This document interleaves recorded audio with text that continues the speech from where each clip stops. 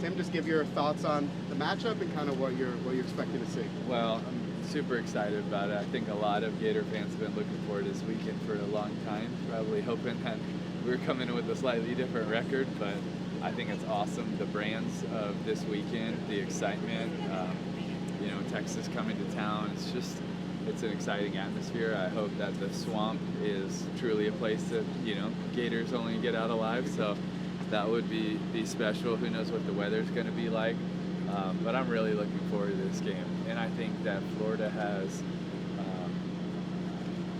if you just kind of put the record aside and you just look at the way the defense is played, offense at times, just without consistency, I think it's a matchup that Florida can be very competitive, but I think the difference has to be explosive plays. Florida has to find a way to get explosive plays offensively, and I think that's going to give morale to the rest of the team, especially the defense. When they're on the field that much, it's very difficult. Talk about first with Florida's defense. They've already done well against Garrett Nussmeier, Carson Beck, good experienced quarterbacks, and really good. They get to face one who doesn't have a ton of experience at home. Yeah, they've played really well throughout the entire season. We were talking about in our meeting that just finished just how well Florida's defense has played, and I don't think it's probably been talked about enough. Their ability, even after all those turnovers against LSU, to keep the team in the game. On the road 2 weeks ago against Miami, and Carson Beck and that team is playing extremely well, and to have 2 drives to go down and take the lead in the fourth quarter when it's 13-7, the defense, really put Florida in that position. So I think they're playing extremely well, and I also think that Texas has a lot of talent. I think Arch is improving every single week, and it'll be a really good test. I'm excited about the matchup. I wanted to ask one non-game related question, which is the first time we've talked to you since you've become a new dad. What's that been like for you? It's awesome. I think Daphne turns 3 months, I think on Monday.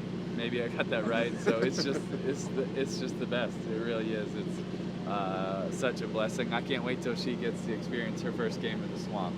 Not that she would actually remember it yet, but we'll make her a Gator fan really fast. I'm not sure if you've had a chance to talk to DJ at all, but if you could give him kind of a high pep talk for this game, what would it be at this point in the season? It would just be to encourage him on remembering his love for the game, not looking at the circumstances, not thinking about the pressure. There is a lot of weight when you're a quarterback here. There's a lot of pressure.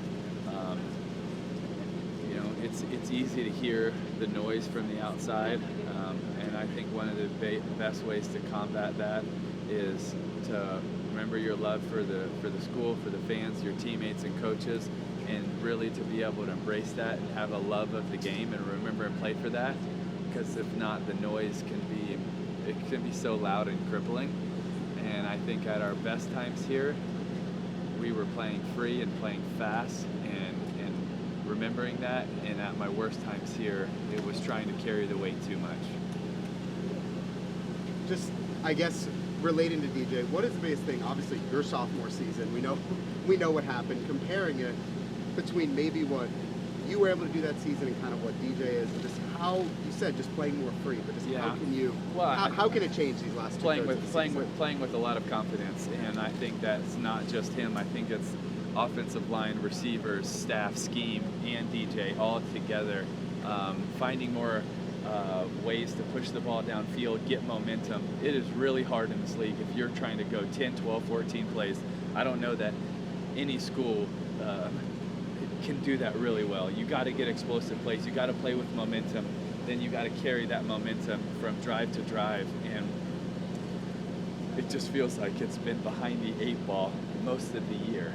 And when he has played his best, in my opinion, it's because we've been able to watch him throw a really good deep ball, play with an aggressiveness, a confidence. Like, I don't know any athlete that I've ever played with or against that has played well that hasn't played with a confidence that's almost on the verge of an arrogance, And I think this offense has to gain that confidence again to remember, man, you are really good, and to play with that, and then that allows you to play free. And I also think it's important to find a way to get him going early. Like, the staff with me, they knew certain things to call to really get me mad and energized and play with some momentum. Like there's certain things that I wanted to do to get going. Like I'd love to go hit a linebacker straight up, and it would get me going. Like what is that? And every player, there's something different, right? And it's to know your players and then to find a way to get them going so that they can believe and have that passion. And so I'm excited to see what happens early in the game because I think that'll dictate a lot. We have time for one final question. Tim, Jordan, would you like to ask a question? Yeah, a couple weeks ago, Billy was discussing DJ's play styles and what works and what doesn't work for him. As a former quarterback yourself, do you believe that philosophy as well and what helps the team? Like what works for him to play to Yes, that? yeah. I totally believe in that style. Like yes, you play to your players' strengths, and if you don't do that, I don't care what scheme you have, your chance of being your best is not. It's just not even there. So I think playing to your players' strength is so vital. It's so important. And when we look at DJ's strengths, especially last year, it's pushing the ball down the field, it's play action, but it's really hard to get that going when you can't sustain success on first down and be able to put yourself on second and medium, third and short, to be able to have everything at your disposal. And right now they're playing on third and long and behind the sticks and then getting pressure, and that's not good, especially when you play a defense like Texas that has a lot of unique blitzes on third and long. Like that's not a recipe for success. Awesome. Of course. Thanks, guys. Thank Thank y'all. you. Good to